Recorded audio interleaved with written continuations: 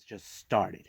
So what we're going to review today, we got Garden State Pro Wrestling with with number 5. With the numeral 5, we have some interesting matches taking place. We got some intergender tag match. We also got for our main event, Allen Angels, formerly known as 5, puts the Garden State Pro Wrestling Openweight Championship on the line against Marcus Mathers. And of course, we got people from Dragon Gate from the Natural Vibes faction, uh, KZ and Big Boss Shimizu making their debut. And also, we're going to go to ChocoPro. As you know, the Best Bros are back, but we're going to see how much we still miss them. But the obvious question is, do they still got it? And we got some other matches that are taking place. And then finally, we got the NWA USA. We got some interesting matches taking place. We got Homicide, who, as you know, he is no longer the junior heavyweight title. So what's next for him? Then we got another intergender tag match. We got Natalia Markova teaming up with Mercurio, taking on Psycho Love Father, and of course his little squeeze, Angelina Love. And then we got, of course, our main event, a non-title match involving Kerry Morton and Joe Alonso. We got a couple of news updates, basically ones that we definitely have talked about before, but we're going to be talking about it now. And of course, more on Unagi Sayaka on the Unagi Sayaka Watch. So, let's get ready for another episode of the Deleted Wrestle Zone.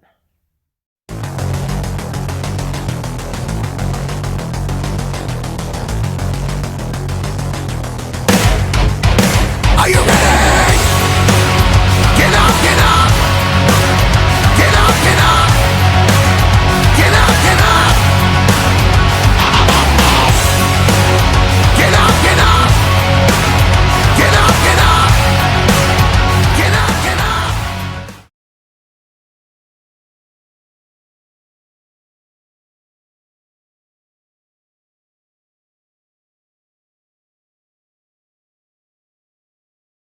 Welcome everybody to the Deleted Wrestle Zone, all things that is pro wrestling with AEW, NXT, New Japan Pro Wrestling, Impact Wrestling, the National Wrestling Alliance, various promotions, wrestlers, matches, and championships.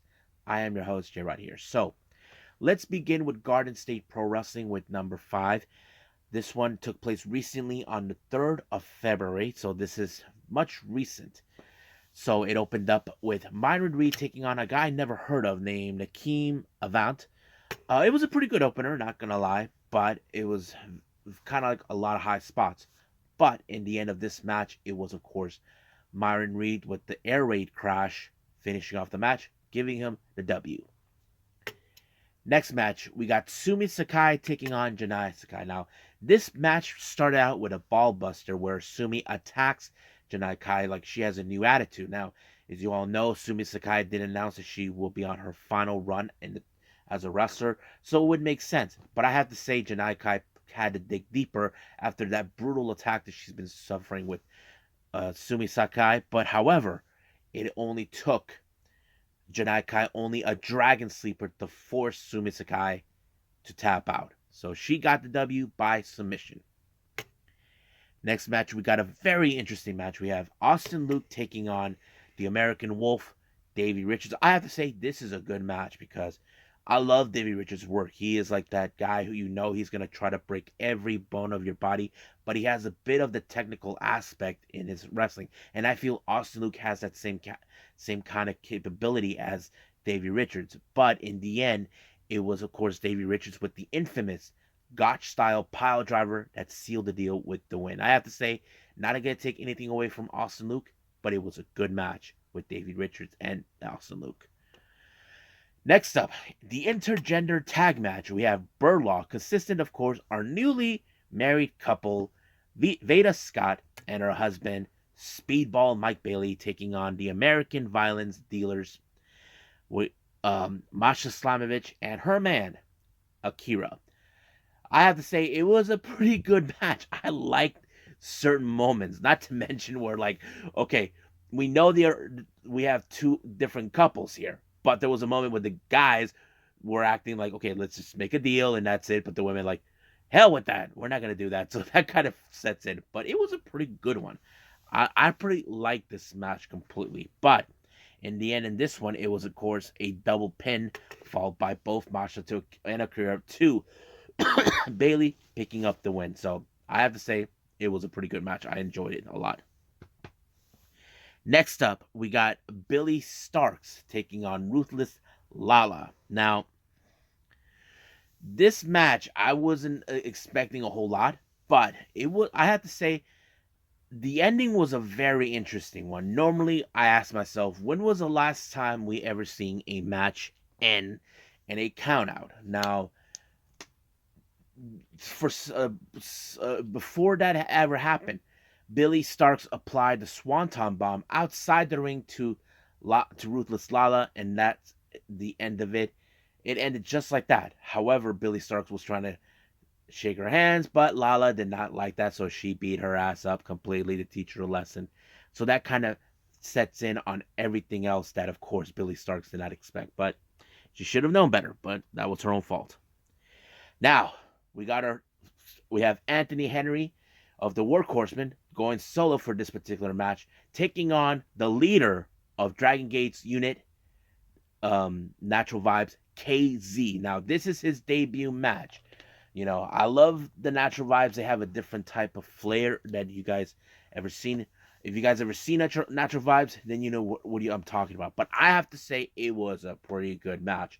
I'm sure many of you who've never seen KZ wrestle, this guy is amazing. He does things differently.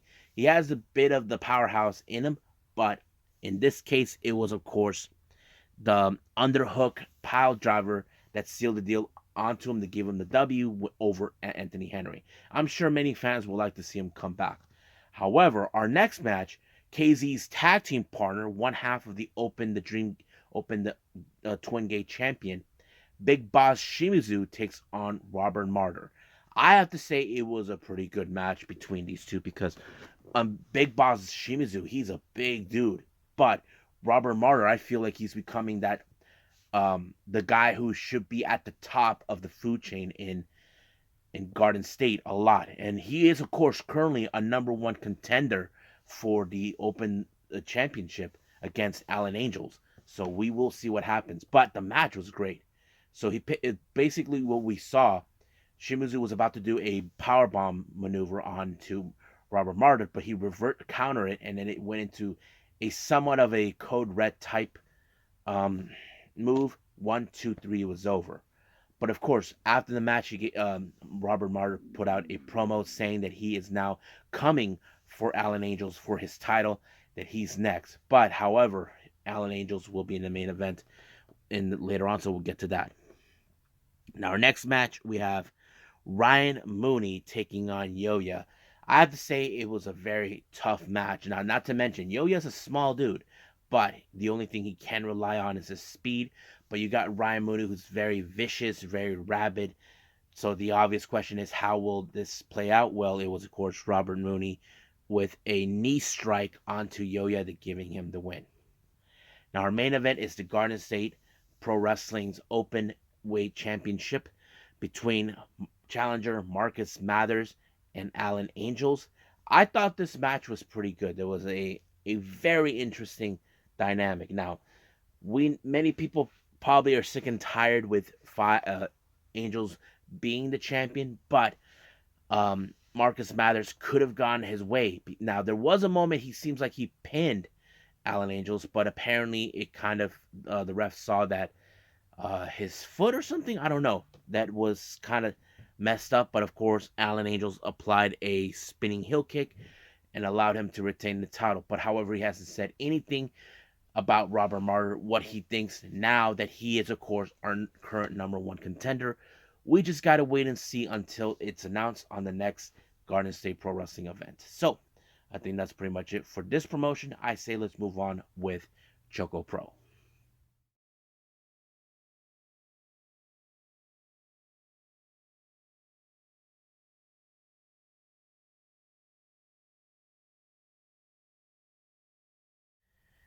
All right, ChocoPro, the BestBros are back. As you know, they did the opening as always. I love it when they're opening the show because it keeps it on toes. Not to mention, I always did like how Balin Oki likes to tell the American audience everything that goes happen, even if we watch it on YouTube. That sets it in. I miss seeing that.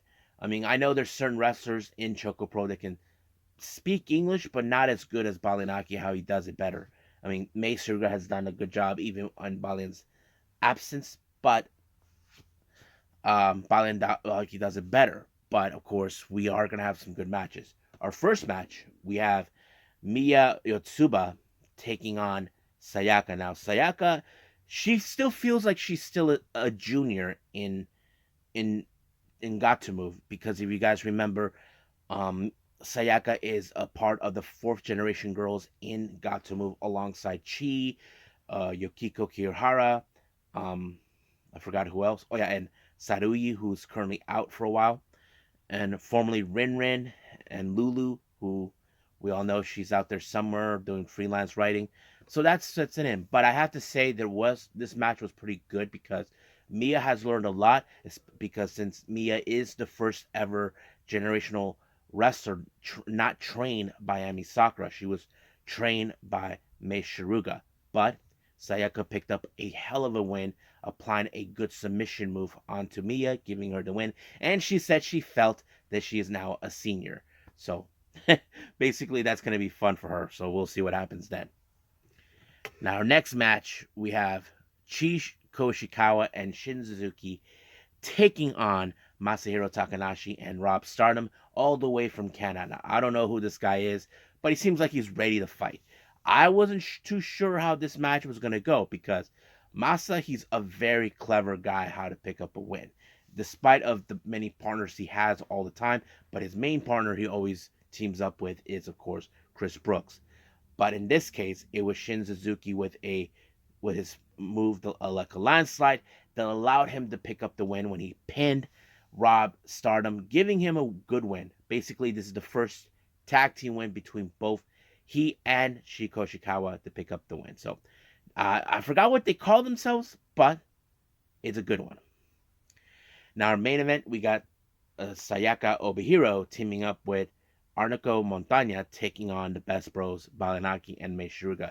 This is the first time I think we see Arnako and Balin face off from across each other. I mean, I would love to see those two in singles competition against each other, but this match was pretty fun, pretty interesting. I mean, it's like you see like a ghetto version of the BestBros with Obihiro and Arnako, but it kind of played pretty well. But the end, it was of course the dolphin press by the BestBros onto Arnako, giving the BestBros the win thanks to Mei Shiruga with the pinfall.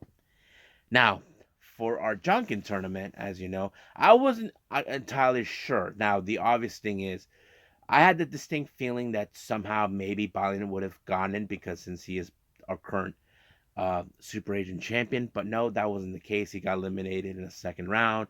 Mei Shiruga was eliminated in the first round.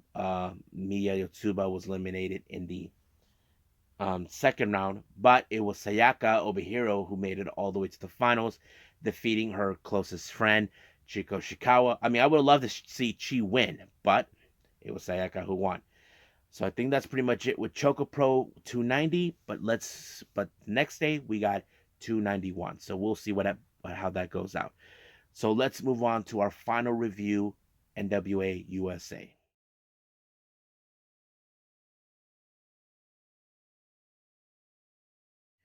Okay, NWA USA is back. I'm so happy to see it. It opened up with a great interview with Kyle Davis in the ring, talking to our brand new NWA United States Tag Team Champions, the Country Gentlemen, AJ Kazana and his cousin Anthony Andrews. I have to say, them becoming our brand new United States Tag Team Champions was a real blessing for them because they won these tag team titles in their home state in Kentucky. So they're, of course, the true guys. And of course, what I did like with the interview, how it ended, Kyle Davis says, "Can we all say that country gentlemen rule?" So it's like, okay, yeah, let's say that. Country gentlemen rule. So I think they're going to stick with it. I don't know how the Fixers will feel about it. I'm sure they're going to be pissed. But we'll see what happens. But we still don't know yet if the Fixers will do a, cash in the rematch clause or something, because I'm sure they still have the old tag team belts that they did not want to give away because they like that one better. Now, our opening match, we have Homicide taking on Ray Davidson. Now, I feel in this particular match with Homicide that he's out for revenge due to the fact that he lost the junior heavyweight title to Kerry Morton. Now, you probably would say, yes, he will go great lengths to hurt Ryan Davids, but it took only the Koji cutter for him to pick up the win. However, in the post-match interview with Kyle Davis, of course, he's not willing to deny that, yes, I lost the title, but it appears that he has a new title in his sights, and that title is the current NWA National Heavyweight Championship, currently being held by the Great Zion. Homicide called out Zion's dad, Austin Idol, and tells him that he wants a shot at him. However, Austin Idol doesn't think he has any say in it due to the fact that he's short. So basically, he did not like it. I have that distinct feeling that this is not going to be the end of it because I know for a fact Homicide will do what he wants. However, he wants to get what he wants. So if I was Zion, I would keep my eyes in the back of my head open. So I would think that. Now, we do get an interview with Mae Valentine, who's still in her wedding dress, after a humiliation by that scumbag Aaron Stevens. She interviews the Renegade Twins, Robin and Charlotte. Now, these two ladies had to deal with Pretty in Power.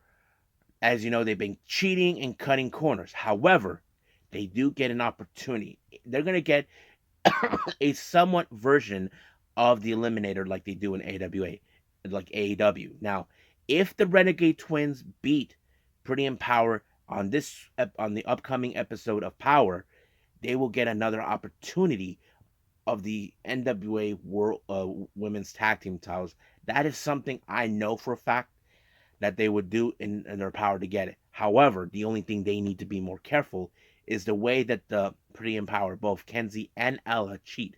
So if I was them, I would do the Bella Twin Power to see if that works. So we'll see if that plays out in their favor.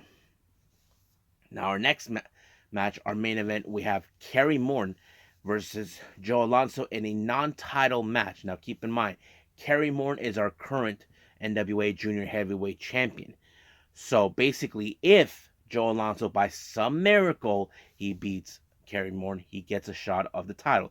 However, that did not go exactly. No matter what Joe Alonso did, I mean, the guy is cocky for his own good. He thinks that the world revolved around him, but he did everything in his power to dismantle Kerry Morton in every way possible by attacking his injured hand. But it did not work in that favor for him. It took only one slam onto Joe Alonso for Kerry Morton to win the match. However, we did see right in the end in the post-match, Alex Taylor, along with his manager, Dan Deal, who is, of course, reminding him, since he was part of the winning team at the Champion Series, he's cashing in his opportunity for a shot of the NWA Junior Heavyweight Championship. However, Kerry Morton was ready to take on, but Danny Deals, being the scumbag that he is, decided, nope, these country dirtbags don't deserve it. And, of course, Kentuckians don't like being called that. So they did not want to see it. So they said they want to take this, enough said, on Tampa later. And when is it?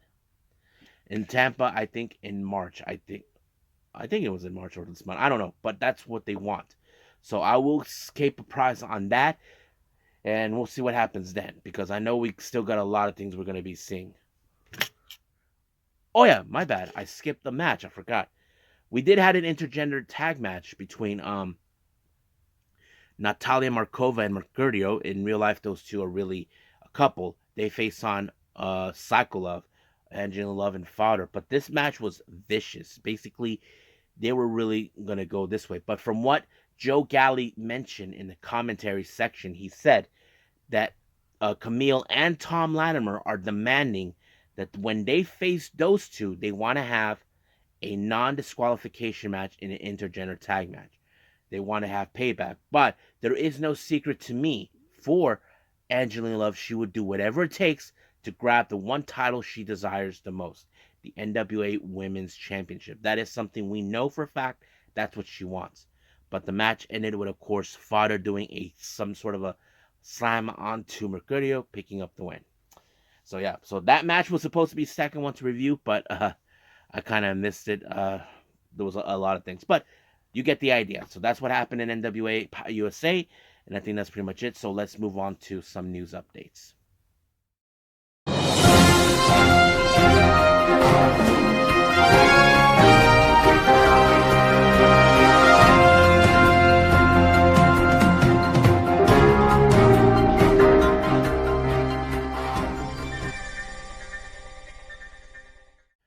Okay, so welcome to our news update. So we only have 3 updates we're going to be talking about. The first one, if you guys remember, there's going to be an All-Star Junior Heavyweight Festival that will take place early March, on March 1st in Corkin Hall. This one is being broadcast by New Japan Pro Wrestling.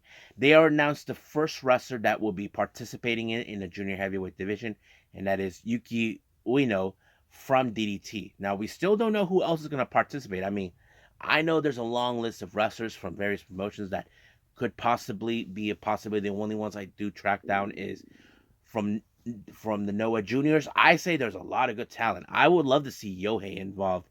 Who else? I know Hajime Ohara, Tadasuke, Hayata, many others. From All Japan, I can think of what's his name? Atsuki Ayogi, I think that's his name. But yeah, many others I've been thinking, but I don't know. But we'll see. Now, interesting developments coming with WWE. Now, some of you know WWE don't allow their talent to wrestle in the independents, unlike AEW and certain promotions. However, it seems that WWE are going to allow their NXT roster, on the other hand, to work in the independents. And it was announced that Ivy now will be making her debut in Booker T's promotion, Reality of Wrestling, or ROW. So this is something good because this will help the talent who may not be on TV, but help them get more recognition. However, many people could ask, will there be any promotions that would allow them? Look, I would say there is, but the thing is, you need to figure out which one would work. I mean, Ango, who a fellow YouTuber who puts out these news on wrestling, what's been going on, he made some interesting points and comments. Like GCW could be one of those promotions because, as you know, Brett Lauderdale has a good friendship with Stephanie McMahon. I mean, I wouldn't be denying, but I don't know if it's the right fit. He mentioned MLW. I know there was talks about that in the past where they wanted NXT talent to appear in MLW. There's still no word if that's going to come true or not. He also mentioned DPW, Deadlock Pro Wrestling. I mean, anywhere is a possibility, but I will find out more about that. If there's any developments over this, because as you know, they are no longer having independent wrestling content in the Peacock section, so that is the possibility. Now, speaking of our independent promotions, we have Prestige Wrestling.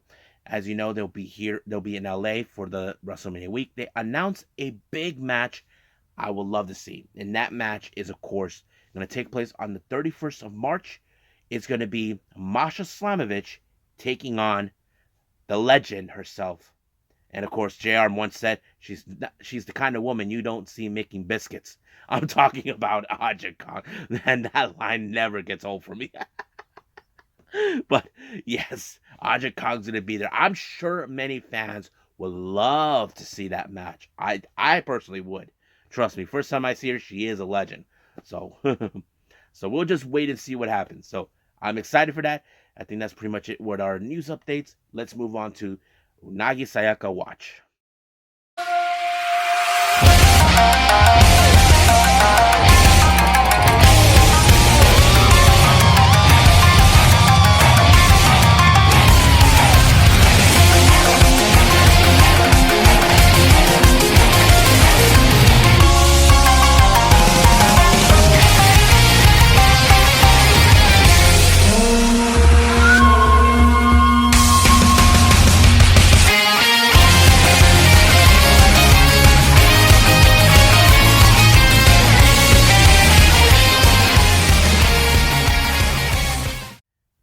Okay, for our Unagi Sayaka watch, as you know, we have some matches that already took place. Now, there's one that I have seen already.